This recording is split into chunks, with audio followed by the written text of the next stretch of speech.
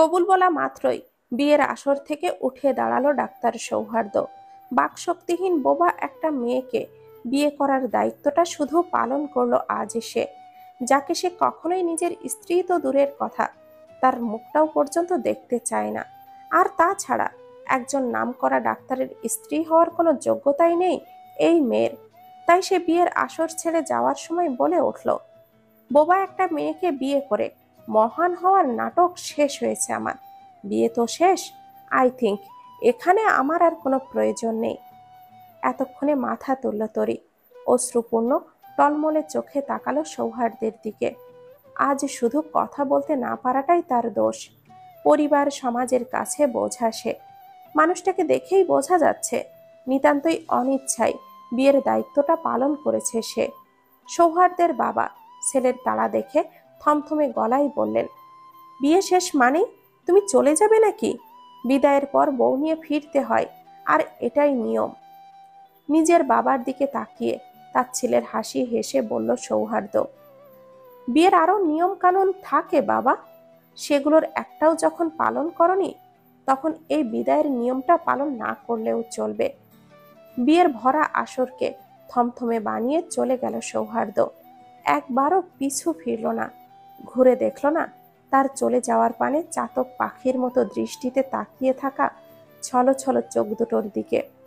তরি চোখ নামিয়ে নিল। মেহেদি রাঙানো হাতের ওপরে টুপটাপ করে অশ্রুকণা ঝরে পড়ল তার। চোখ দুটো কোনো রকমে মুছে অতি সংগোপনে দীর্ঘশ্বাস ফেলল। এমনটাই তো হওয়ার কথাই ছিল। জন্মগতভাবেই বাকশক্তিহীন সে, তবে কথা বলতে না পারলেও তার শ্রবণ শক্তিতে কোনো সমস্যা নেই।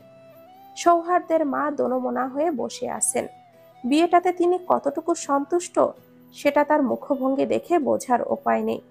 তিনি এখনো বুঝে উঠতে পারছেন না কি থেকে কি হয়ে গেল। এসেছিলেন বিয়ের নেমন্ত্রণে, আর সেখানে নিজের ছেলেরই বিয়ে হয়ে গেল। কিন্তু যেটা হয়েছে সেটাকে তো কেউ চাইলেও আর বদলাতে পারবে না। বাস্তবতাটা মেনে নিতে হবে। তিনি এগিয়ে গেলেন নিজের পুত্রবধূর দিকে। তরির পাশে বসে তার হাতটা আগলে নিয়ে বললেন, সৌহার্দ্যের কথায় আচরণে কষ্ট পেয়েছ জানি, আর পাওয়াটাই স্বাভাবিক। তবে সৌহার্দ্যের এমন আচরণ করাটাও কি স্বাভাবিক নয়? তুমি একবার ভেবে দেখো।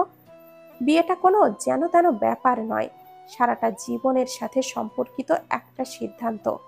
আর আজ হুট করেই এইরকম একটা সিদ্ধান্ত ওর কাঁধে চাপিয়ে দেওয়া হয়েছে, তাও তোমার স্বার্থে। সৌহার্দ্যও তোমার এবং তোমার পরিবারের মুখের দিকে তাকিয়ে সেটা মেনে নিয়েছে। সবটাই নিয়তি মা।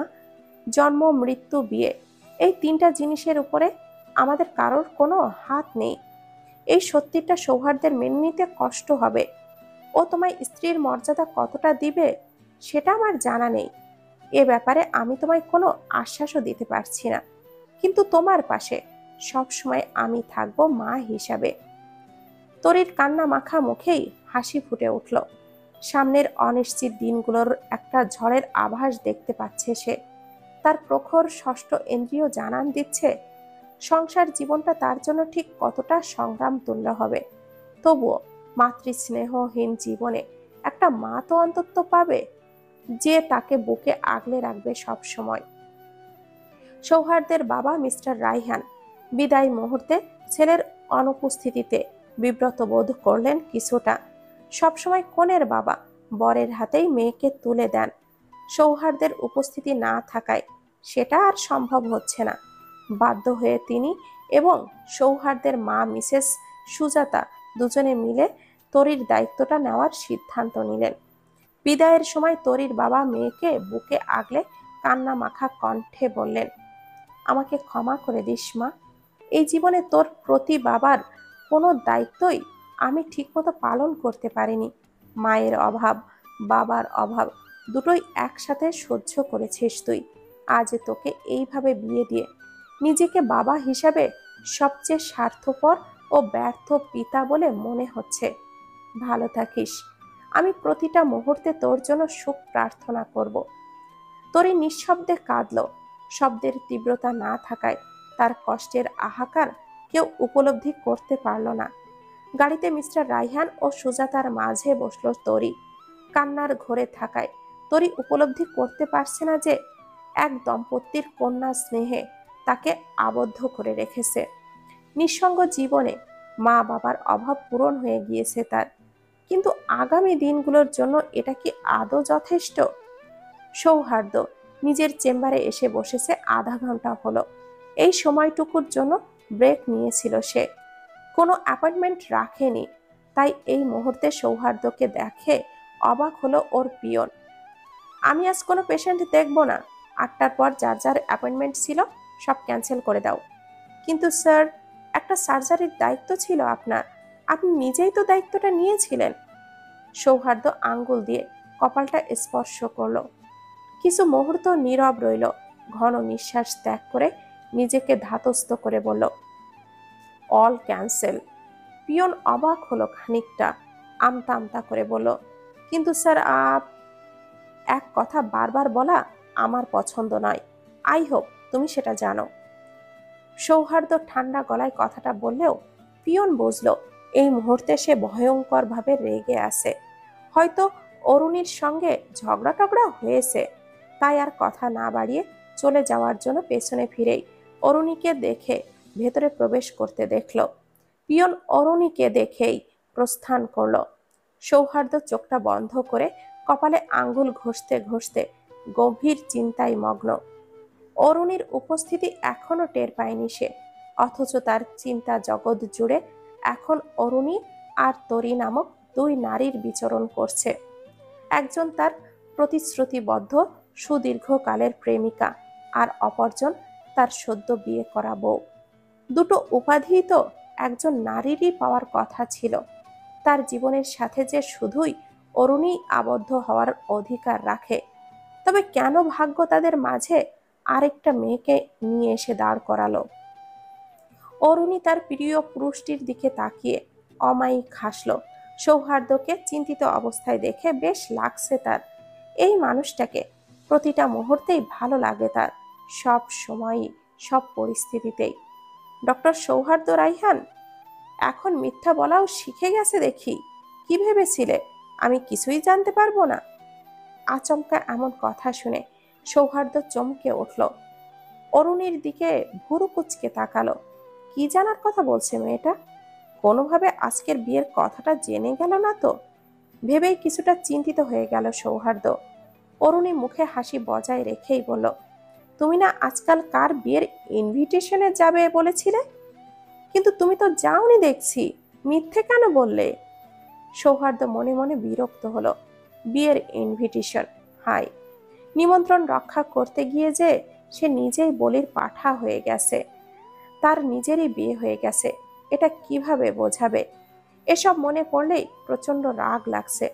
তবুও ভরাট কণ্ঠে বলল, গিয়েছিলাম, কিছুক্ষণ আগেই ব্যাক করেছি। কি হয়েছে বলো তো? তোমার কেমন যেন অস্বাভাবিক লাগছে। এনি প্রবলেম সৌহার্দ্য? অরুণীর কপালে চিন্তার ভাঁজ। সৌহার্দ্য দীর্ঘশ্বাস ফেলল। বসা থেকে উঠে দাঁড়িয়ে জানালার দিকে পা বাড়ালো। সন্ধ্যার গুমট আকাশের দিকে তাকিয়ে নির্নিমেষ ভাবে দৃষ্টিতে, এই মেয়েটার কাছ থেকে কিছু লুকানো অসম্ভব। ও যে সৌহার্দ্যের সম্পূর্ণ সত্তাটাকে বেশ ভালোভাবেই চেনে। সৌহার্দ্য মলিন হাসল, বলল, তুমি আমাকে এত চেনো কি করে বলো তো? অরুণী কাছে আসলো, সৌহার্দ্যের বুকে মাথা রাখলো। সৌহার্দ্য ওকে এক হাতে আগলে নিতেই বলল, ভালোবাসি তাই। কখনো আমার থেকে কিছু লুকিও না সৌহার্দ্য।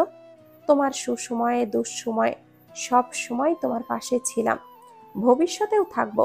শুধু আমাদের একে অপরের বিশ্বাসের মধ্যে যেন বিন্দু মাত্র ফাটল না ধরে। সৌহার্দ্যের হাত আগলা হয়ে গেল। কিছুটা থমকানো দৃষ্টিতে তাকিয়ে রইল আকাশের দিকে। একদিকে অরুণী, অন্যদিকে তরি। কাকে বেছে নেবে সে? তরিকে ছাড়তে হলে পরিবারের বিরুদ্ধে যেতে হবে, সেটা তো কোনোভাবেই সম্ভব নয়। আবার অরুণী যে তার জীবনের প্রতিটা অংশের সাথে জড়িয়ে আছে, ওকে ছাড়া বাঁচার কথা ভাবতেই পারে না সৌহার্দ্য। কি করবে এখন সে? কেন তরি ওদের মাঝে এইভাবে ঢুকে পড়ল? ওদের সুন্দর স্বাভাবিক জীবনটাকে এলোমেলো করে দিল।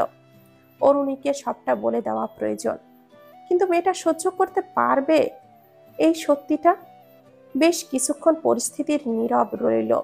নীরবতার ইতি টেনে অরুণী বলল, দেখেছো সৌহার্দ্য, আজ আকাশে থালার মতো একটা চাঁদ উঠেছে। আর কয়েকটা দিন পরেই এমন কোনো ভরা পূর্ণিমায় আমরা জ্যোৎস্না বিলাস করব, আর আমাদের দেখে প্রণয়শক্ত হবে ওই চাঁদটা। সৌহার্দ্য চোখটা বন্ধ করে ঘন ঘন নিঃশ্বাস ফেলল। এটা কি আদৌ কখনো সম্ভব? এই অগোছালো জীবনটাকে গুছিয়ে নেওয়ার যে বড্ড ইচ্ছে হচ্ছে তার। সৌহার্দ্য অরুণীকে নিজের থেকে ছাড়িয়ে নিল। তরি, অরুণী আর পরিবার সবকিছু নিয়ে ভেবে চিন্তে একটা সিদ্ধান্ত নিতে হবে তাকে। তাই অরুণীর দিকে তাকিয়ে বলল, অরুণী, একটা কথা বলবো, কিছু মনে করবে না তো? অরুণী ভুরু কুঁচকে হেসে ফেলল, বলল, তুমি আবার কবে থেকে আমার সাথে এত ফর্মালিটি মেনটেন করা শুরু করলে সৌহার্দ্য? যা খুশি তাই বলো। ব্যাস, এটাই বলার ছিল যে এভাবে হুটহাট আমাকে আর জড়িয়ে ধরো না, আর আমার চেম্বারেও সময়ে অসময়ে এভাবে এসো না। বলেই অন্যদিকে ঘুরে তাকালো সৌহার্দ্য। এই কথাটাই অরুণীর প্রতিক্রিয়া দেখার সাহস তার নেই। অরুণী কিছুক্ষণ অবিশ্বাসের দৃষ্টিতে তাকিয়ে রইল সৌহার্দ্যের দিকে। 6 বছরের সম্পর্কে এই প্রথম সৌহার্দ্য এই ধরনের কথা বলল। দূরে ঠেলে দিল। মনে মনে প্রচুর কষ্ট পেল সে। কান্নারা এসে চোখে ভিড় করতেই কিছু না বলে চলে গেল সৌহার্দ্যের সামনে থেকে। সাথে নিয়ে গেল পাহাড় সম অভিমান। অরুণীকে কষ্ট দিয়ে সৌহার্দ্যেরও খারাপ লাগলো। বুকের ভেতরে একটা অন্যরকম চাপা ব্যথা অনুভব করলো। তবুও নিজেদের মধ্যে এই দূরত্ব সৃষ্টি করাটা দরকার ছিল। দেখা যাক দূরত্বটা সহ্য সীমা অতিক্রম করে কিনা। বিয়ের প্রথম রাত, অথচ বর আসার কোনো নামই নেই। বিছানার মধ্যখানটায় বসে আছে তরি। সৌহার্দ্য এখনো বাসায় আসেনি। ঘড়ির কাঁটা 11টার কাছাকাছি। অনেকক্ষণ যাবৎ একভাবে বসে থেকে পাটা ধরে গেছে তরির, কিন্তু ভয়ে নড়ে চড়ে বসতেও দ্বিধাবোধ করছে সে। মিসেস সুজাতা নিজের ঘরের জানালা দিয়ে পার্কিং এরিয়ায় নজর বুলালেন। সৌহার্দ্যের গাড়ি এখনো আসেনি। দীর্ঘশ্বাস ফেলে তিনি সৌহার্দ্যের ঘরে তরির কাছে গেলেন। গহনা ছাড়িয়ে এসব চেঞ্জ করে এসো, এভাবে আর কতক্ষণ? বলেই মিসেস সুজাতা তরির হাতে একটা সুতি শাড়ি ধরিয়ে দিলেন। শাড়ির দিকে তাকিয়ে তরি মুখ কালো করে ফেলল। মিসেস সুজাতা তরির হাবভাব বুঝতে না পেরে হাসি মুখে প্রশ্ন করলেন, কি হয়েছে? মুখটা এমন অন্ধকার করে রেখেছো কেন? তরি শাড়ির দিকে তাকিয়ে মাথা নাড়ালো। সে শাড়ি পরবে না। ইশারায় বোঝানোর চেষ্টা করলো যে সে শাড়ি পরতে পারে না। মিসেস সুজাতা হেসে বলেন, আচ্ছা আচ্ছা, শাড়ি পরতে না পারলে আমি শিখিয়ে দিব।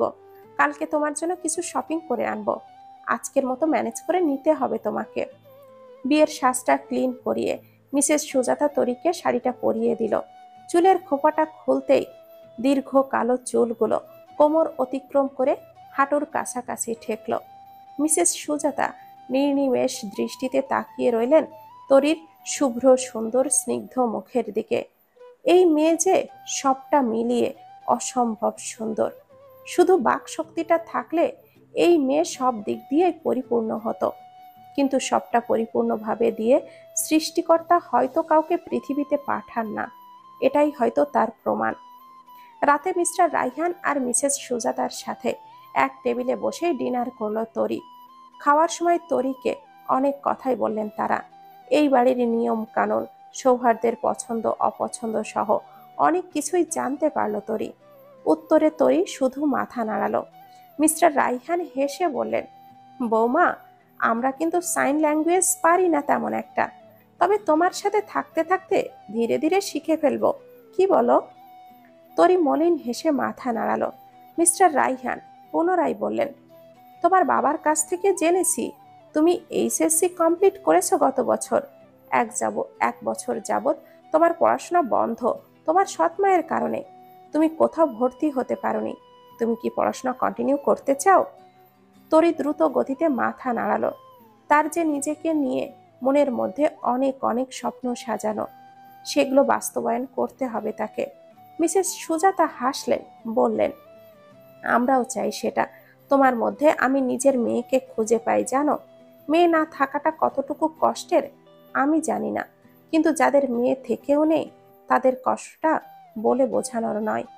সুজাতার চোখে পানি জমে এসেছে। তরি বেশ অবাক হলো। মেয়ে থেকেও নেই মানে কি? মিস্টার রাইহান বিরক্ত হলেন, থমথমে গলায় বললেন, আহ সুজাতা, একটা কাজের কথার মাঝে এইসব কথা টেনে না আনলে তোমার চলছিল না? এসব কথা বাদ দাও বৌমা, তুমি আমাকে এটা বলো যে তুমি কোথায় ভর্তি হতে চাও, কোন কোন জায়গায় ভর্তি পরীক্ষা দেবে তুমি?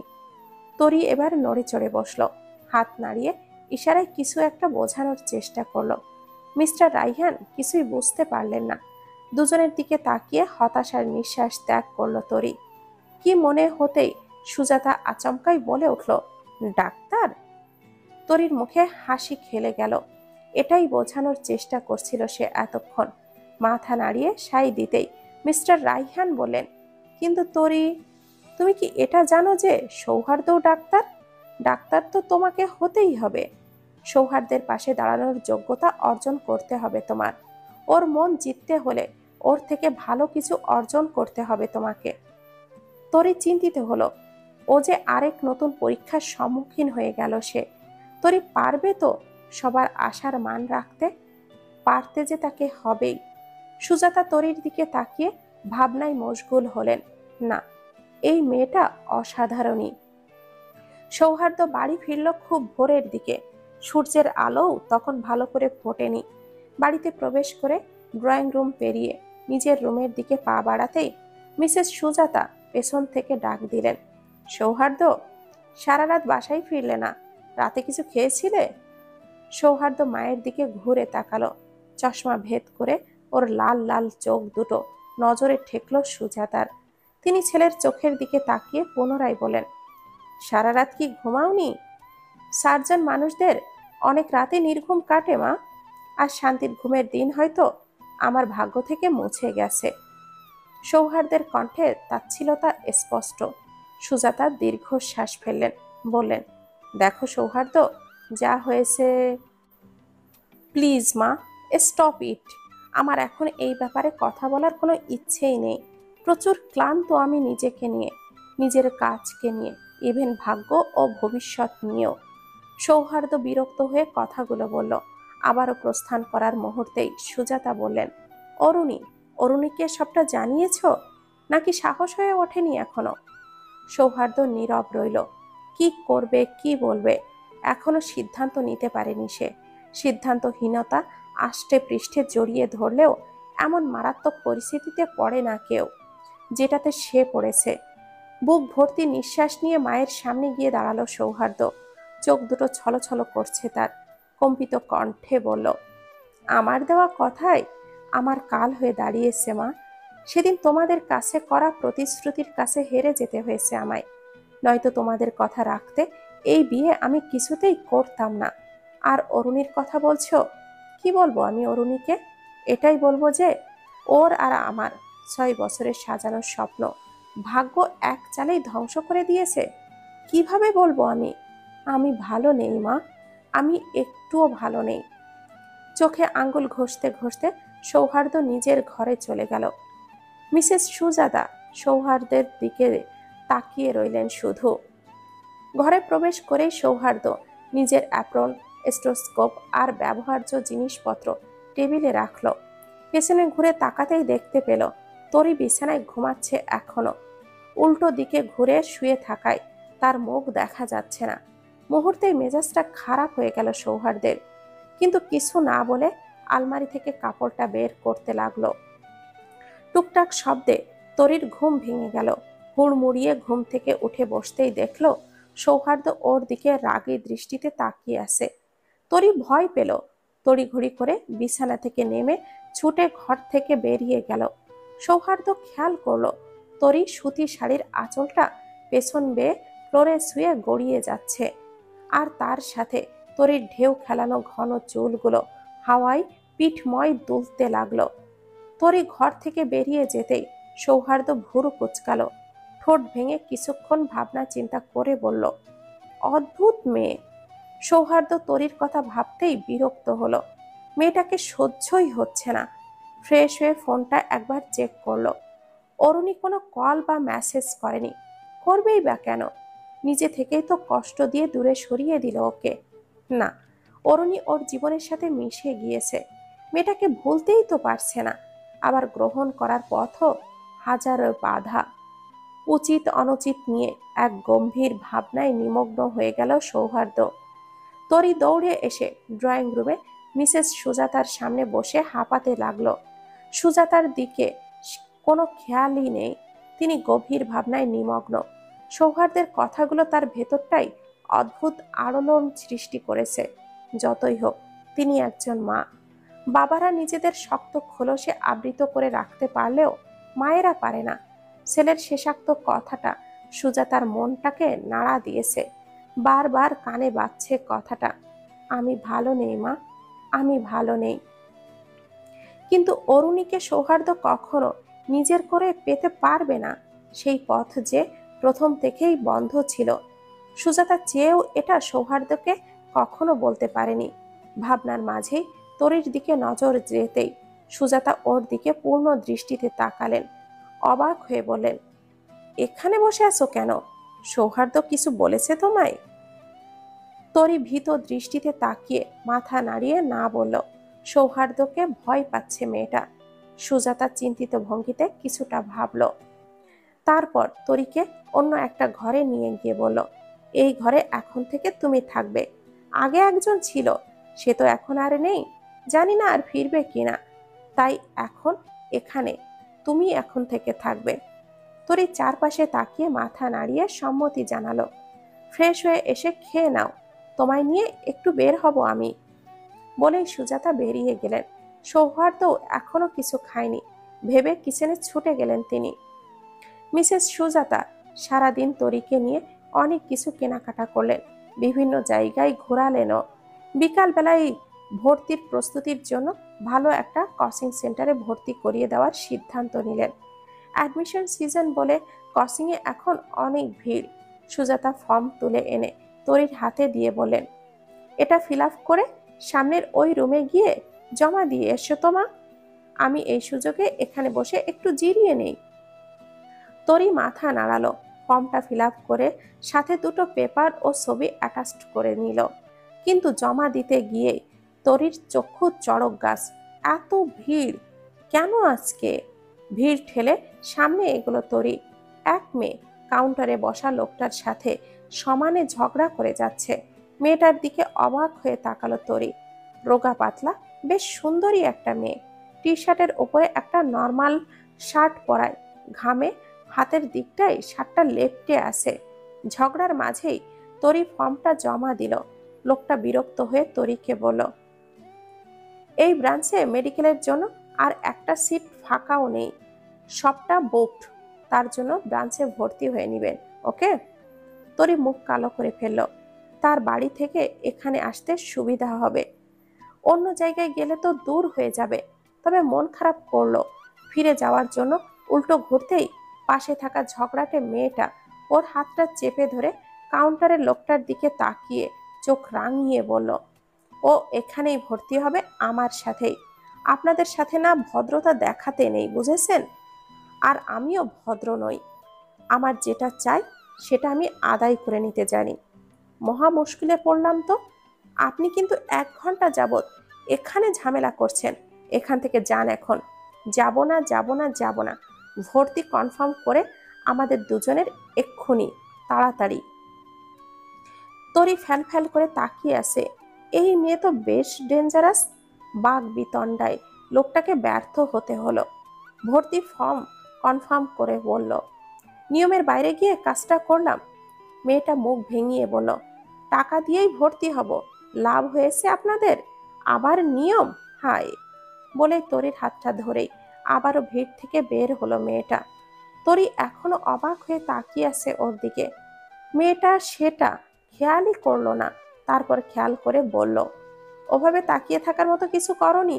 লোকটা বলল, আর তুমি চলে যাচ্ছিলে কেন? হ্যাঁ, একবার বলতে তো অন্তত পারতে। তরি হাত নাড়িয়ে বোঝালো, সে কি বা বলবে, কথা বলতে পারলে তো। মেয়েটা বিরক্ত হয়ে বলল, এভাবে হাত নাচানাচি করছো কেন? মুখে বলতে পারো না?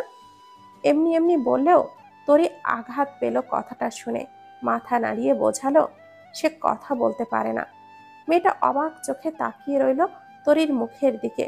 এত সুন্দর একটা মেয়ে যে কিনা কথা বলতে পারে না, অবিশ্বাস্য। সিরিয়াসলি? তবুও তুমি অ্যাডমিশনের জন্য পড়ছো? বাহ!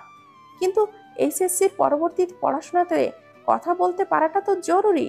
Viva, thesis, project, report, presentation, এসবে মুখে বলেই সব বোঝাতে হয়। তোমার এই কথা বলাতে না পারাতে অনেক বড় বাধা হয়ে দাঁড়াবে সামনে। মনোবল ধরে রেখো নিজের। তরি এবার মলিন হাসল।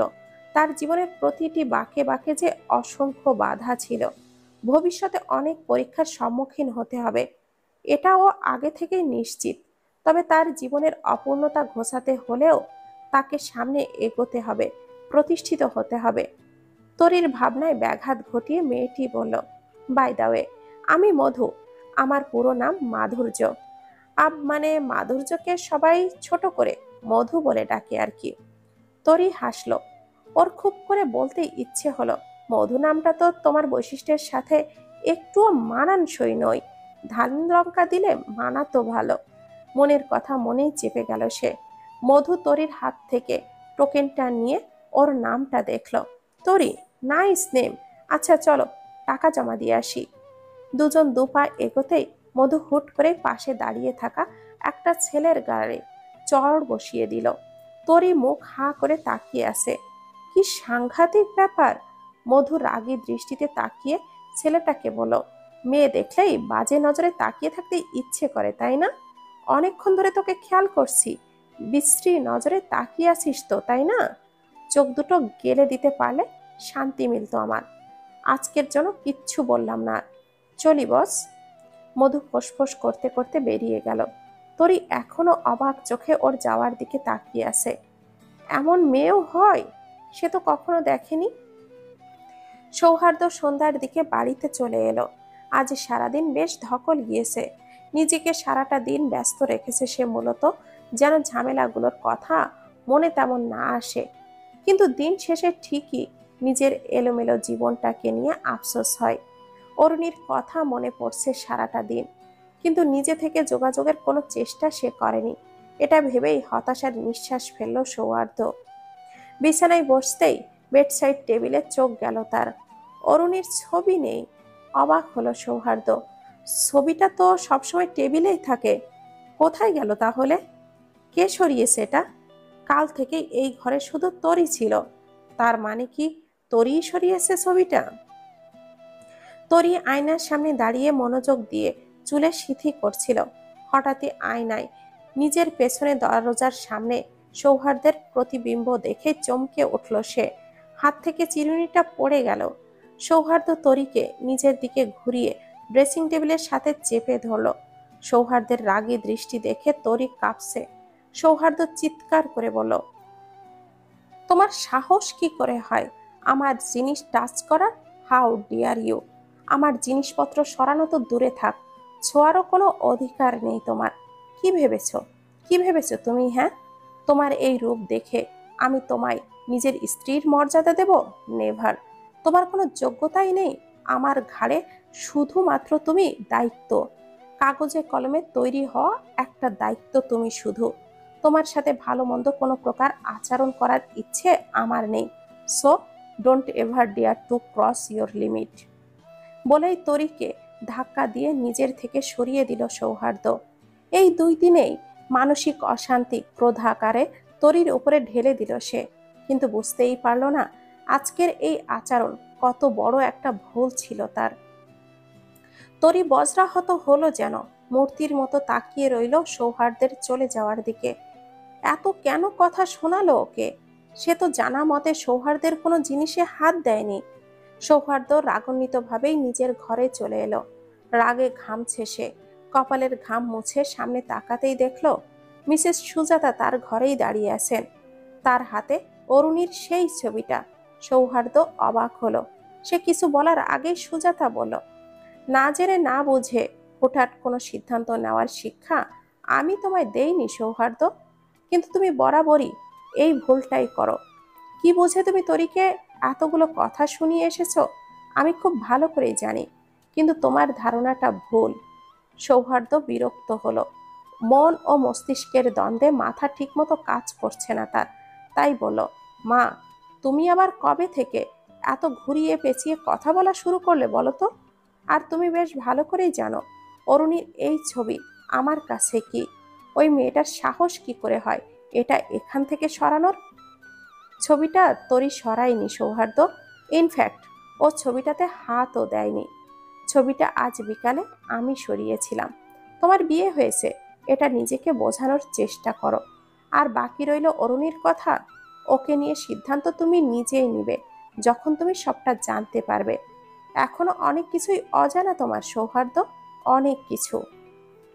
বলেই সৌহার্দ্য সুজাতা বেগম ফ্রেমে থাকা ছবিটা বের করে সাথে করে নিয়ে চলে গেলেন। ছবিহীন ফ্রেমটার দিকে তাকিয়ে সৌহার্দ্য নিজের মায়ের বলা কথাগুলো বোঝার চেষ্টা করতে লাগলো।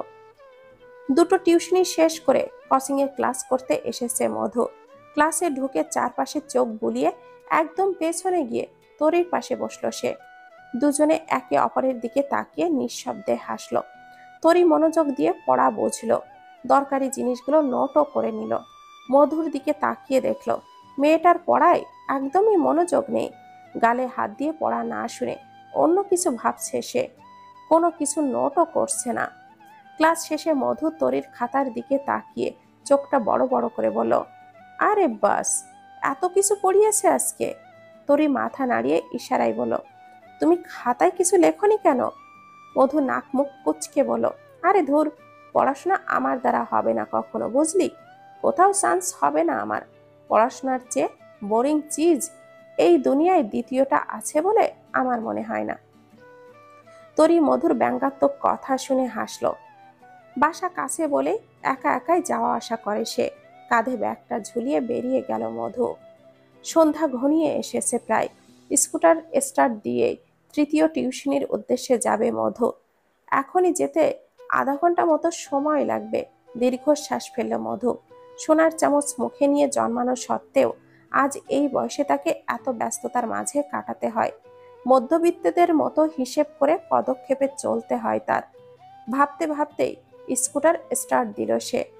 ভেতরের দিকে রাস্তা বলতে গেলেই ফাঁকা একেবারে। তাই স্পিড খানিকটা বাড়িয়ে দিল মধু। আর এতেই মহা বিপদে পড়ে গেল সে। একটা গাড়ির সাথে মুখোমুখি সংঘর্ষ হলো তার। স্কুটার সহ ছিটকে পড়ল সে মাঝ রাস্তায়। ব্যথায় আর্তনাদ করছে মধু। বা হাত যে ভেঙে গেছে এই ব্যাপারে সে নিশ্চিত। হঠাৎ মনে হলো কেউ একজন পাশে এসে দাঁড়িয়েছে। এটাই বোধহয় গাড়ির ভেতরে থাকা সেই লোক। রাগী দৃষ্টিতে তার দিকে তাকিয়ে দাঁতে দাঁত চেপে মধু বলল, গাড়ি চালাতে পারেন না? গাড়ি নিয়ে বেরিয়েছেন কেন? আজব পাবলিক মাইরি। হোয়াট হোয়াট ডিড ইউ সে? মধু কোনো মতে উঠে দাঁড়িয়ে খোঁড়াতে খোঁড়াতে বলল, ইংরেজ বংশোদ্ভূত রাজাকার নাকি আপনি? কোন পাগল ছাগলের খপ্পরে পড়লাম ধুর। আর রাতে চোখে কেউ সানগ্লাস পরে? আপনার এই কালো চশমার জন্য আজকে আমার 12টা বাজলো।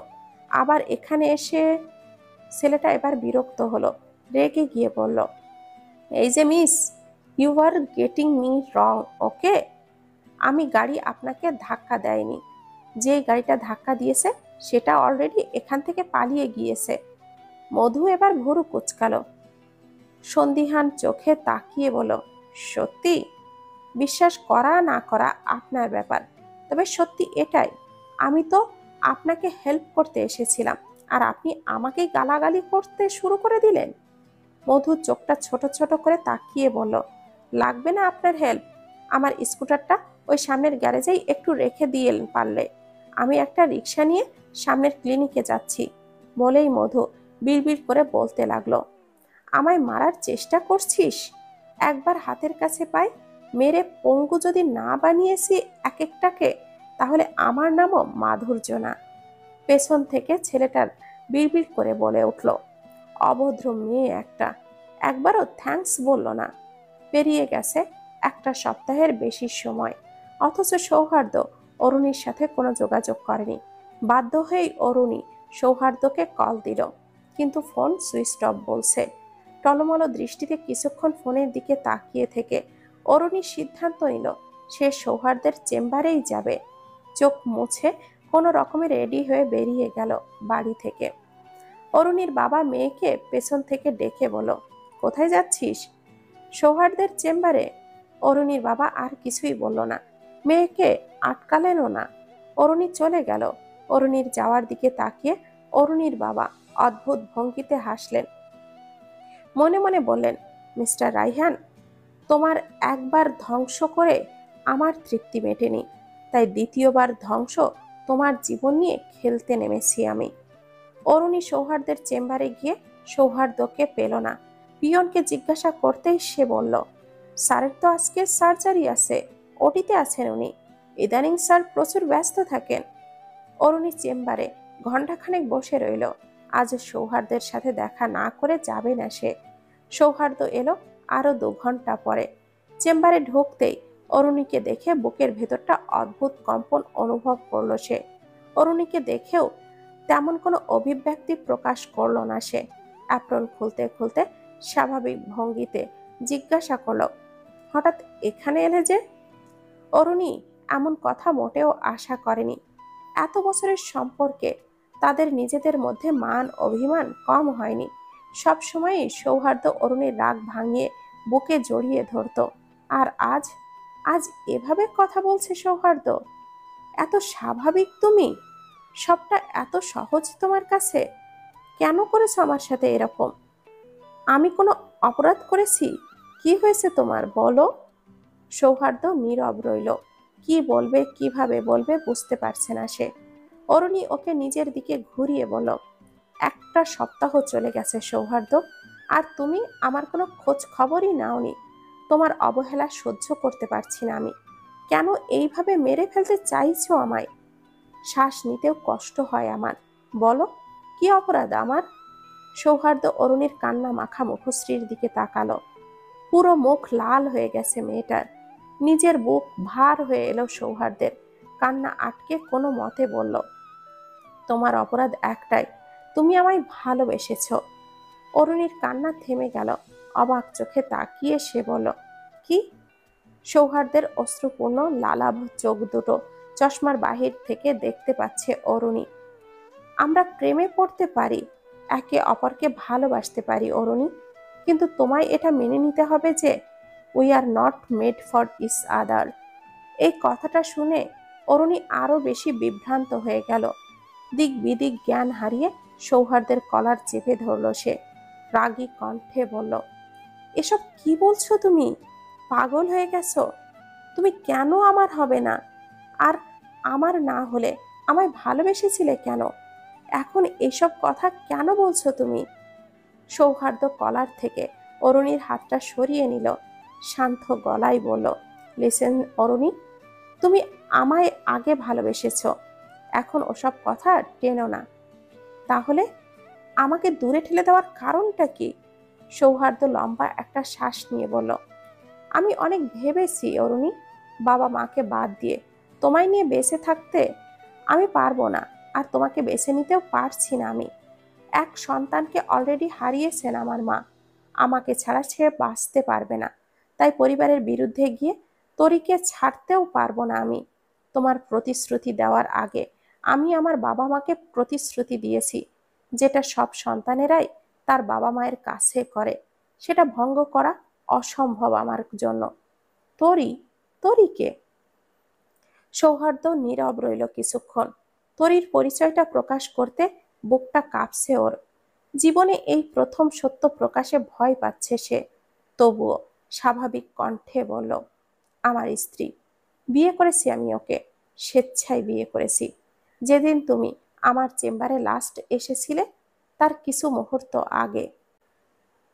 অরুণী সৌহার্দ্যের দিকে তাকিয়ে অস্পষ্ট স্বরে বলল, কি? তুমি বিয়ে করেছো সৌহার্দ্য?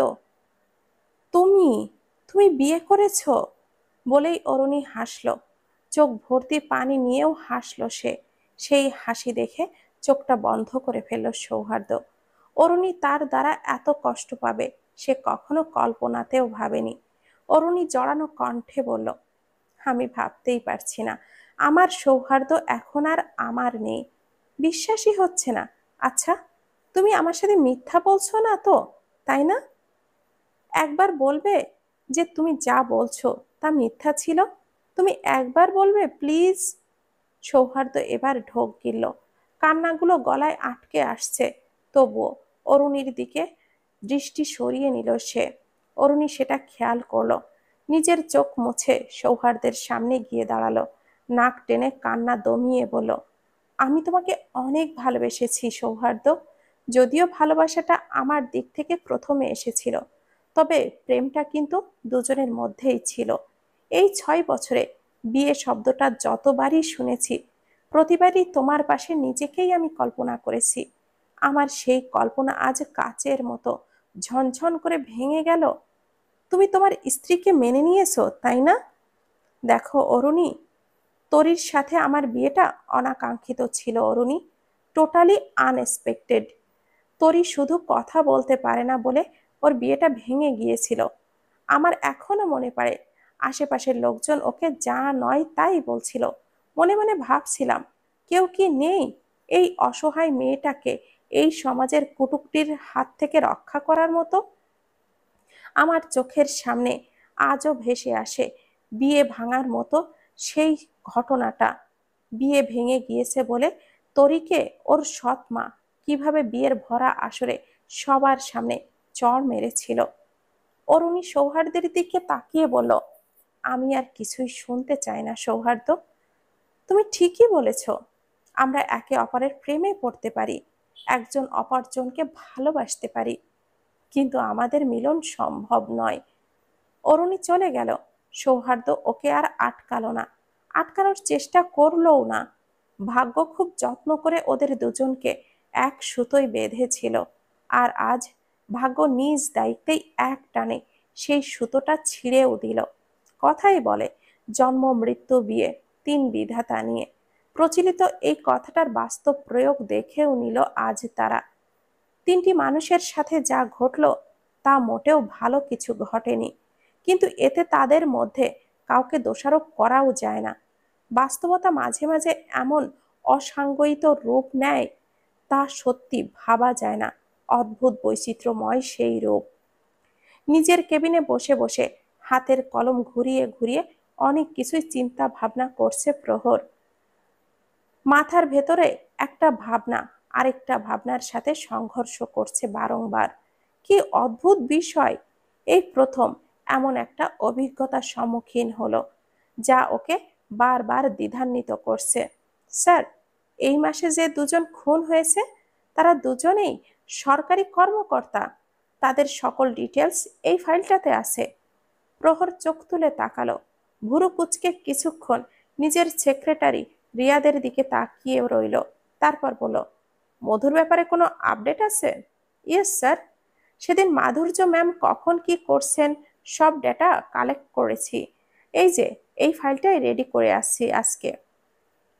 প্রহর ফাইল দুটো হাতে নিল, সবগুলো পৃষ্ঠা মনোযোগ সহকারে দেখল, হতাশার নিঃশ্বাস ফেলে বলল, ফাইল দুটোতে সন্দেহজনক কিছুই নেই, আর না আছে কোনো ক্লু।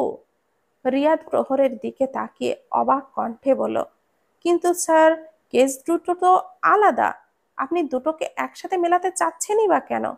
রিয়াদ, খুন দুটোর সাথে মধুর ব্যাপারটা একটা সূক্ষ্ম সংযোগ আছে, আর এটা আমার ধারণা নয়, বরং আমি এই ব্যাপারে শতভাগ নিশ্চিত।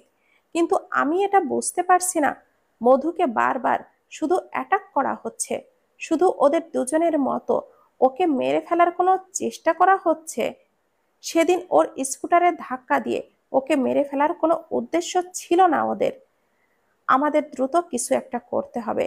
আমি চাই না মধুর কোনো ক্ষতি হোক। বলেই চেয়ারে হেলান দিয়ে চোখটা বন্ধ করে রইল প্রহর। বেশ কিছুক্ষণ কেটে গেল। মাথায় হঠাৎ একটা চিন্তা আসতেই ফট করে চোখটা খুলে ফেলল সে। রিয়াদের হাত থেকে ফাইলটা নিয়ে আরেকবার দেখল। চোখ ছোট ছোট করে কিছু একটা পর্যবেক্ষণ করে একটা ছবি দেখিয়ে বলল, তরি, এই মেয়েটার ব্যাপারে সব ডিটেলস আমার চাই। আজকের মধ্যে ওর সম্পর্কে A to Z জেনে আমাকে জানাবে। অরুণী জানালার পাশে আনমনা হয়ে বসে আছে, হাতে একটা বই। অরুণীর বাবা আরমান সাহেব খাবার নিয়ে ঘরে প্রবেশ করে মেয়ের পাশে বসলেন। অরুণীর বাবার উপস্থিতি বুঝতে পেরে বইয়ে মনোযোগী হয়ে তাকালো। আরমান সাহেব দীর্ঘশ্বাস ফেলে বলেন, বইটা উল্টো করে পড়া প্র্যাকটিস করছিস নাকি অরুণী? অরুণী এবার থতমত খেয়ে গেল, বাবার দিকে অবাক চোখে তাকালো। যতই প্রিটেন্ড করিস না কেন যে তুই বই পড়ছিস, এই বাবার কাছ থেকে লুকাতে পারবি না। আমি সেই ছোট থেকে আমি তোকে নিজের হাতে বড় করেছি। তোকে আমার থেকে ভালো আর কেউ চেনে না রে মা। অরুণীর চোখ আবারও পানিতে জমা হলো, কিন্তু বাবার সামনে সেটা প্রকাশ করার ইচ্ছে নেই। লুকিয়ে চোখের পানি মুছতেই আরমান সাহেব আবারও বললেন, সৌহার্দ্য বিয়ে করেছে, এটা আমিও শুনেছি। তুইও ওর জন্য কষ্ট পাচ্ছিস? ও যখন তোকে ভুলে গিয়ে আরেকজনের সাথে সংসার করতে পারে, তাহলে তুই কেন ওর জন্য চোখের জল ফেলছিস? অরুণী ভাঙা কণ্ঠে বলল, আমার খুব কষ্ট হচ্ছে বাবা, আমি সহ্য করতে পারছি না। সৌহার্দ্যকে দোষ দিতেও পারছি না আমি। ও আমাকে সত্যি ভালোবাসতো, তবে ওকে কেন আজ দোষী মনে হচ্ছে? আমি পারবো না এইভাবে বেঁচে থাকতে বাবা, আমি পারবো না। বলতে বলতেই অরুণী ওর বাবার বুকে মাথা রেখে কাঁদতে লাগলো। আরমান সাহেব মেয়ের মাথায় হাত বুলিয়ে দিতে দিতে বললেন, তোর যতই মনে হোক যে সৌহার্দ্য দোষী নয়, ওর দোষ অবশ্যই আছে। ও তোকে কষ্ট দিয়ে নিজে তো ঠিক স্বাভাবিক আছে, ওর জীবন তো আর থেমে থাকেনি। এদিকে তুই একা একা ঘুমড়ে মরছিস। আমি কিভাবে স্বাভাবিক থাকবো বাবা? আমার সাথে কেন এমনটা হলো বলতে পারো বাবা? আরমান সাহেব মেয়েকে বুঝিয়ে অনেক কষ্টে খাবার খাওয়ালেন। অরুণীকে অনেক কষ্টে সামলে রেখেছেন তিনি। সৌহার্দ্যের প্রতি রাগ ছিল না তার, রাগ ছিল মূলত সৌহার্দ্যের বাবার উপরে। কিন্তু এখন দুজনের প্রতি ক্ষোভ জমা হয়েছে তার মনে। মনে মনে প্রতিজ্ঞা করলেন, তোদের বাপ ছেলেকে দেখে নেব আমি। অনেকগুলো দিন কেটে গিয়েছে, কিন্তু সময়ের সাথে সাথে পরিস্থিতির তেমন কোনো পরিবর্তন দেখা যায়নি। আজ আকাশটা একটু মেঘলা, বাতাসের বেগ প্রতিদিনের চেয়ে একটু বেশি। দুপুরের দিকে বারান্দায় বসে বসে খোলা হাওয়ায় চুল শুকাচ্ছে আর বই পড়ছে তরি। উপন্যাসের পাতা উল্টাতে ভালোই লাগে তার, চরিত্রগুলো জীবন্ত মনে হয়। তরির পাশের বারান্দায় সৌহার্দ্য এসে দাঁড়ালো। দুজনের ঘর পাশাপাশি হওয়ায় বারান্দা দুটো পাশাপাশি, এক বারান্দা থেকে আরেক বারান্দা স্পষ্ট দেখা যায়। সৌহার্দ্য আশেপাশে তেমন খেয়াল না করে সিগারেট জ্বালালো। এই অভ্যাসটা আগে থেকে ছিল তার, কিন্তু ইদানিং এটার মাত্রাটা বেড়ে গেছে। আজকের অপারেশনটা আনসাকসেসফুল ছিল, রোগীটা মারা গেছে। রোগীর স্ত্রীর কান্নাটা এখনো চোখে ভাসছে তার। এরকম দৃশ্য ডাক্তারদের জন্য খুবই সাধারণ ব্যাপার হলেও আজকের ঘটনাটা মনে লেগেছে তার। সিগারেটে টান দিতে দিতে সৌহার্দ্য আজকের কথাগুলোই ভাবছিল। অরুণীকে প্রায় দেখে সে। অরুণী যেই হসপিটালে ইন্টার্নশিপ করছে, সেখানে আজও গিয়েছিল সৌহার্দ্য। অরুণীর সাথে মুখোমুখি দেখা হলেও কথা বলা হয়নি। অরুণীও তার দিকে একটা বারও তাকিয়ে দেখেনি, প্রয়োজন বোধ করেনি আসলে। আচ্ছা, মেয়েটা কি তাকে ভুলে গেল? ভাবনার মাঝেই সৌহার্দ্যের ফোনটা বেজে উঠল। ওর বাবার নাম্বার থেকে কল এসেছে। মিস্টার রাইহান এই অসময়ে ওকে কেন কল করবে? সৌহার্দ্য কলটা রিসিভ করতেই অপর পাশ থেকে অপরিচিত কণ্ঠে কেউ বলল, এই ফোনের মালিক অ্যাক্সিডেন্ট করেছে, অবস্থা খুব খারাপ, মনে হয় বাঁচবে না। তোর এই মেয়েটা খুবই সাধারণ একটা মেয়ে, আফনাদ আহমেদের প্রথম পক্ষের মেয়েও। প্রথম স্ত্রী বেঁচে থাকাকালীনই দ্বিতীয় বিয়ে করেন আফনাদ। তরি তখন মাত্র 7 বছরের বাচ্চা একটা মেয়ে। ক্যান্সার আক্রান্ত হয়ে মারা যান তরির মা। তরির জায়গা হয় সৎ মায়ের সংসারে। প্রথম দিকে তরিকে আদর করতেন তার সৎ মা, কারণ তরি সুন্দরী, মায়াবী আর কথা বলার অপারগতার কারণে তরির প্রতি হয়তো তার মায়া লাগতো। কিন্তু সৎ মায়ের সন্তান হওয়ার পর থেকেই তরির সাথে অন্য সব সাধারণ সৎ মায়ের মতোই আচরণ করতেন তিনি। মেয়েটা এখন অ্যাডমিশন ক্যান্ডিডেট, বিয়ে হয়েছে, যদিও সংসার জীবনে সে সুখী নয়, যতটুকু জানতে পারলাম। এতক্ষণ রিয়াদের কথাগুলো খুব মনোযোগ দিয়ে শুনলেও শেষের কথাটা শুনে ভুরু কুচকালো প্রহর। অবাক হলো খানিকটা, বলল, মেয়েটা বিবাহিত? ভাবতেও পারিনি। বলেই ফোঁস করে দীর্ঘশ্বাস ফেলল প্রহর। সবটা জেনে কিছুটা ক্লু পেয়েছে সে, তাই একটা স্বস্তির নিঃশ্বাস ফেলল। কিন্তু স্বস্তিটা কিছুক্ষণ স্থায়িত্ব পাওয়ার আগেই রিয়াদ বলল, ইয়েস স্যার, জানতে পারলাম newly intern cardio surgeon doctor Souhardya রাইহানের সাথে তার বিয়ে হয়েছে। আর হোয়াট? রিয়াদের কথা শেষ হওয়ার আগেই প্রহর চমকে বসা থেকে দাঁড়িয়ে উঠিয়ে বিস্ময়ান্বিত দৃষ্টিতে তাকালো। হঠাৎ কথার মাঝে প্রহরের চিৎকার শুনে রিয়াদ ভয় পেল খানিকটা। অবাক হয়ে তাকাতেই প্রহর কম্পিত কণ্ঠে বলল, are you sure doctor Souhardya রাইহানের সাথে ওর বিয়ে হয়েছে? হ্যাঁ, এ ব্যাপারে নিশ্চিত হতে পেরেছি। তাদের বিয়ের ছবি কালেক্ট করা সম্ভব হয়েছে। এই যে দেখুন। ছবি হাতে ধপ করে বসে পড়ল প্রহর। মাথায় হাত দিয়ে অস্পষ্ট স্বরে বলল, ও মাই গড স্যার, আপনি এই সাধারণ মেয়েটাকে নিয়ে এত কেন ভাবছেন? আমার তো ওকে কোনো দিক দিয়েই সন্দেহভাজন বলে মনে হয় না। অনেকটা নিশ্চিতভাবেই অকপটে কথাগুলো বলে ফেলল রিয়াদ। প্রহর জহুরীর নজরে তরির ছবিটা পরখ করতে করতে বলল, সাধারণের মাঝেও অসাধারণের অনেক কিছুই লুকিয়ে থাকে, হয়তো যা আমরা চোখে দেখতে পাচ্ছি না। তার পেছনে অন্য কিছু আছে যা আমাদের ধরা ছোঁয়ার বাইরে। অনেক যোগসূত্র মিলিয়ে যা অনুধাবন করতে পারছি তা এই মেয়েটার দিকেই আকৃষ্ট করছে আমাকে। ওর মাঝে বিশেষ কিছু তো আছে যা কেউ কল্পনাও করতে পারবে না। আমাদের আরো গভীরভাবে জানতে হবে ওকে। কেন যেন মনে হচ্ছে সব নাটের গুরু এই মেয়েটাই। তরি, ওফস, মিসেস সৌহার্দ্য রাইহান। তরির পাশে বসে চোখের পানি ফেলছে সুজাতা। তরির চোখেও পানি টলমল করছে। সে কিভাবে তার মা তুল্য শাশুড়িকে সান্ত্বনা দিবে বুঝতে পারছে না। কিছুক্ষণ সুজাতার দিকে তাকিয়ে করুণ দৃষ্টিতে তাকিয়ে থেকে তার চোখটা মুছে দিচ্ছে। আবার কিছুক্ষণ ওটির সামনে পায়চারি করছে। ঘন্টা তিনেক পর সৌহার্দ্য ওটি থেকে বেরিয়ে এলো। বিধ্বস্ত দেখাচ্ছে ওকে। ক্লান্তি, বিষাদ আর তিক্ততা আশেপাশ থেকে আঁকড়ে ধরেছে তাকে। ভাগ্য কিসের পরীক্ষা নিচ্ছে কে জানে। তরি সৌহার্দ্যের থেকে সবসময় শত শত হাত দূরে থাকলেও আজ সব ভুলে সৌহার্দ্যের সামনে ছুটে গিয়ে দাঁড়ালো। আজ যে মানুষটা মৃত্যুর মুখে পতিত, সে তো তাকে নিজের বাবার থেকেও বেশি ভালোবাসা দিয়েছে। তার এই পরিস্থিতি কিভাবে সহ্য করছে সে, সেটা শুধু তরিই জানে। তরিকে দেখে সৌহার্দ্য কয়েক সেকেন্ড ওর দিকে তাকিয়ে রইল। দীর্ঘশ্বাস ফেলে মায়ের কাছে গেল। মায়ের কান্না দেখে বুকের ভেতরে কেমন যেন করে উঠল সৌহার্দ্যের। সুজাতার পাশে বসে মাকে নিজের বুকে আগলে নিল। নিজের চোখের পানিগুলো মুছে বলল, বাবা ভালো আছে মা। মাথায় আঘাত পেলেও এখন ডেঞ্জার জোনের বাইরে আছে। দেখবে খুব তাড়াতাড়ি সুস্থ হয়ে যাবে বাবা। সব সময়ের মতোই দিনভর আমায় বকাঝকা করবে, দেখে নিও তুমি। মা ছেলের কাণ্ড দেখে তরি কান্না মাখা হাসি দিল। অদ্ভুত সুন্দর এক হাসি। এতক্ষণে স্বস্তির নিঃশ্বাস ফেলল সে।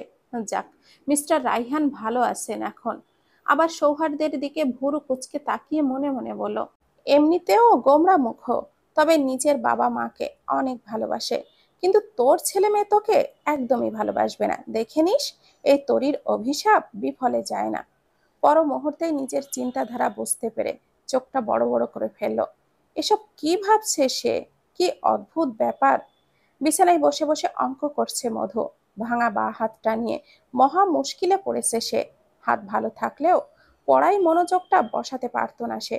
পড়াশোনায় প্রচন্ড অনীহা তার ছোটবেলা থেকেই। অঙ্ক না পারায় বিরক্তিতে হাতের উপরে রাগ ঢেলে বিড়বিড় করে বলল, এইসব ম্যাথ যে কে আবিষ্কার করেছে তার জীবনেও বিয়ে হবে না।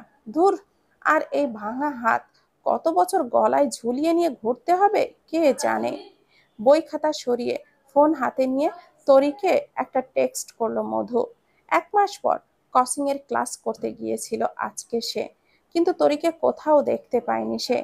তরি তো এমনি এমনি ক্লাস মিস দেওয়ার মেয়ে না। ভাবনার মাঝেই কল এলো মধুর ফোনে। Unknown number. Madhu call receive করে বলল, হ্যালো, কে বলছেন? কলটা রিসিভ করে ভদ্রতার সাথে সালাম দিতে হয়। মিনিমাম কমন সেন্স আর ভদ্রতা কি তোমার মধ্যে নেই? মধু অবাক হওয়ার আগেই রেগে গেল।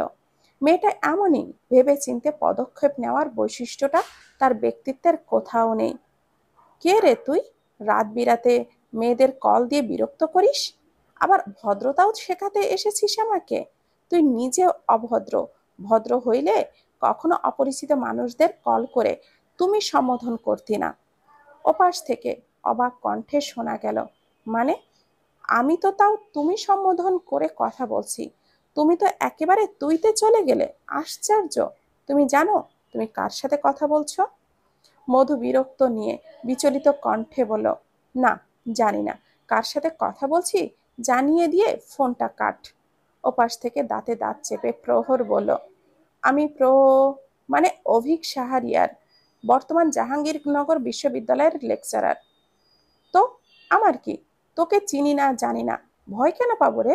আর বড় কথা হলো, আমি জাহাঙ্গীরনগরে ভর্তি হব না, আমি মেডিকেলের জন্য পড়াশোনা করছি। প্রহর একগাল হাসলো, বলল, মেডিকেল?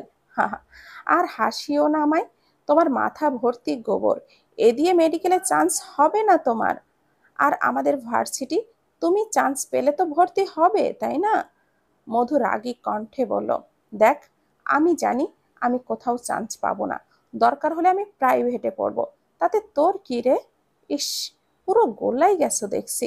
মুখের ভাষা শুনে আমার মাথা ঘুরছে। পেঁচাল শোনার মুড নাই আমার। তুই ফোন কাটবি নাকি তোর মাথা ফাটাবো আমি? প্রহর বিরক্ত হয়ে ধরনের শব্দ উচ্চারণ করে বলল, তোমাকে এখন আমার সাথে দেখা করতে হবে। হোস্টেলের গেস্ট রুমে বসে আছি আমি। মগের মুলুক, তোর সাথে মধু চিৎকার শেষ হওয়ার আগেই প্রহর বলে উঠল, তুমি না এলে কিন্তু আমি এখানে নিজেকে তোমার হাজবেন্ড বলে পরিচয় দেব। আমি সাথে একটা নকল রেজিস্ট্রি পেপারও নিয়ে এসেছি। কিসের রেজিস্ট্রি পেপার জানো সেটা? তোমার আর আমার বিয়ের। প্রহর গুরুতর ভঙ্গিতে কথাগুলো বলছে। মধু প্রচন্ড অবাক হলো, রেগে গেল, দাঁতে দাঁত চেপে বলল, আজ তোর একদিন, নয়তো আমার একদিন। বলেই রুম থেকে বেরিয়ে গেল। এই ছেলের আজ 12টা না বাজালে ওর শান্তি নেই। গেস্ট রুমে এসে দেখলো শুধু একটা ছেলে বসে আছে। ছেলেটার মুখ দেখে মধু থমকালো, অবাক চোখে তাকিয়ে বলল, আপনাকে এত চেনা চেনা লাগছে কেন? আপনাকে কোথায় দেখেছি বলুন তো? অবসান্নতা ঘেরা সন্ধ্যা। তরি জানালার গ্রিলে কপাল ঠেকিয়ে দাঁড়িয়ে আছে। বাইরের দিকে তাকিয়ে এক দৃষ্টিতে দেখছে ঝাঁকে ঝাঁকে পাখিদের নিড়ে ফেরার দৃশ্য। মাঝে মাঝে তার নিজেরই পাখি হতে ইচ্ছে করে। তাহলে তো আজকে তাকে এখানে দাঁড়িয়ে থাকতে হতো না। জীবনে এত শূন্যতা অনুভব করতে হতো না। নিজের মধ্যে এক বুক কষ্ট থাকলেও সেটা মুক্ত আকাশে ছড়িয়ে দিতে পারত সে। উড়ে যেত, হারিয়ে যেত বহুদূর, যেখানে কোনো কষ্টই তাকে ছুঁতে পারবে না। সেখানে চলে যেত যেখানে প্রিয়রা হারিয়ে গেছে ওর জীবন থেকে। হর্নের শব্দে চমকে ভাবনার রাজ্য থেকে বের হয়ে এলো তরি। গেট দিয়ে সৌহার্দের গাড়ি ঢুকতে দেখে কিছুটা অবাক হলো সে। আজ হঠাৎ এত দেরি করে এসেছেন কেন সৌহার্দ্য? মিস্টার রাইহানের অসুস্থতার 1 মাস প্রতিটা দিনই সৌহার্দ্যকে বিকেলের দিকে বাড়ি ফিরে আসতে দেখেছে। ঘুমাতে যাওয়ার আগ পর্যন্ত বাবার পাশে বসে থাকতো সে। চোখের পানি ফেলতে ফেলতে ঘর থেকে প্রায় বের হতে দেখেছে সে সৌহার্দ্যকে। বাবা মায়ের প্রতি এত ভালোবাসা ও শ্রদ্ধাবোধ আগে কখনো কারোর মধ্যে দেখেনি তরি। জ্ঞান ফেরার পর মিস্টার রাইহান কথা বলতে পেরেছিলেন প্রায় 2 সপ্তাহ পর।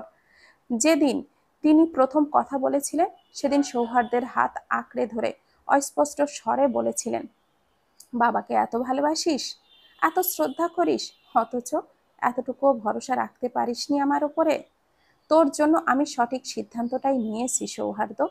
তোরই সব দিক দিয়ে যোগ্যতা আছে তোর পাশে দাঁড়ানোর।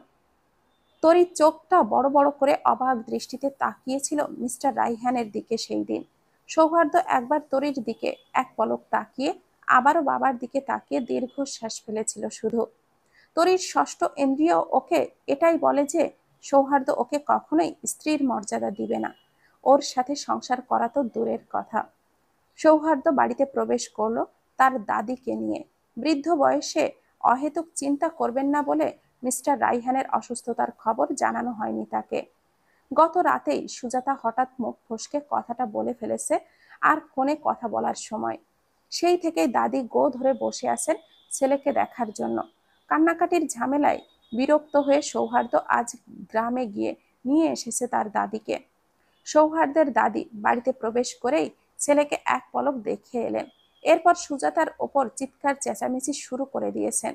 কি গো বৌমা, তোমার থেকে এইটা আমি আশা করি নাই। আমার ছেলের অসুখ, শয্যাশায়ী অবস্থা, এইটা তুমি আমারে জানানোর প্রয়োজন মনে করলা না? তোমার সংসারে কখনো নাক গলাইতে আসি নাই আমি, তাই বলে আমার ছেলের ভালো মন্দর খবরও আমারে দিবা না? সুজাতা বরাবরই স্পষ্টভাষী, সে ঠান্ডা গলায় উত্তর দিল, আপনি অযথা চিন্তা করবেন ভেবেই দেইনি। এমনিতেও শরীরের অবস্থা ভালো না আপনার, আর আমার সংসারে নাক গলানোর কথা বলছেন। আমি তো সবসময় আপনাকে বলি গ্রাম ছেড়ে আমার বাড়িতে চলে আসতে, আপনিই তো শহরে থাকতে পারেন না। দাদি খুঁড়িয়ে খুঁড়িয়ে এলেন, সোফায় বসে ক্লান্ত ভঙ্গিতে বললেন, না, এখন থেকে এখানেই থাকবো। আমি বুঝে গেছি তুমি আমারে কোনো কথাই কইতে চাও না। আমার ছেলেটা মরে গেলেও দেখা যাইব আমারে কিছুই জানাও নাই, সেইটা হইতে দেওয়ান যাইব না। আসলে সত্যি কথা কি জানো, পর সবসময় পরই থাকে। পরের বাড়ি থেকে বউ হয়ে আসা মেয়ে মানুষ পরই হইব। সুজাতা চোখটা বন্ধ করে কথাগুলো হজম করে নিলেন। এসব কথা অনেক শুনেছেন তিনি নিজের জীবনে, তাই অনেকটা সয়ে গেছে। কিন্তু আজ খুব করে উত্তর দিতে ইচ্ছে করছে তার। আপনিও তো পরের বাড়ি থেকে বউ হয়ে এসেছেন, আপনি তাহলে আপন হলেন কি করে? কিন্তু কথাটার কথা বাড়ে, এখনই তর্কাতর্কি করার মানসিকতা নেই সুজাতার।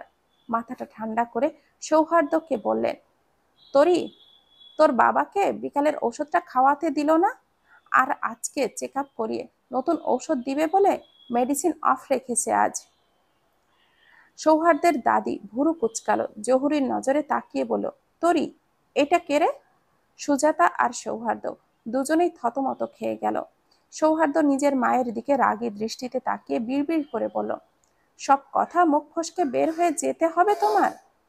একটা কথাও কি পেটে রাখা যায় না? এবার কি হবে ভাবতেই হাত পা ঠান্ডা হয়ে আসছে। সুজাতা ভীত মুখশ্রী বানিয়ে চিন্তিত ভঙ্গিতে তাকিয়ে আছেন। তরির কথা জেনে গেলে ইনি ভয়ঙ্কর কোনো কাণ্ড না ঘটালেই হয়।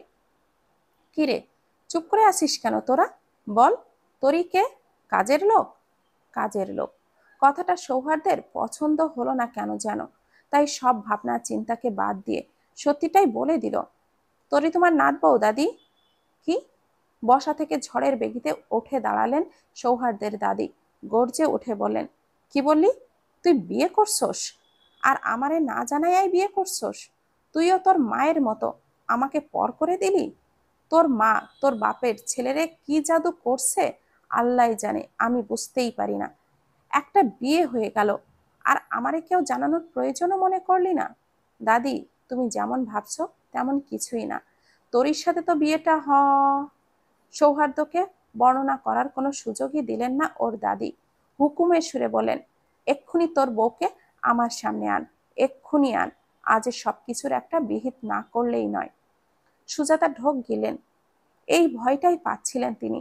তার শাশুড়িকে তিনি ভালো করেই চেনেন। এত বছরে অনেক ক্ষোভ জমেছে তার মনে, আজ তরির ওপরে সেগুলো না ঢাললেই নয়।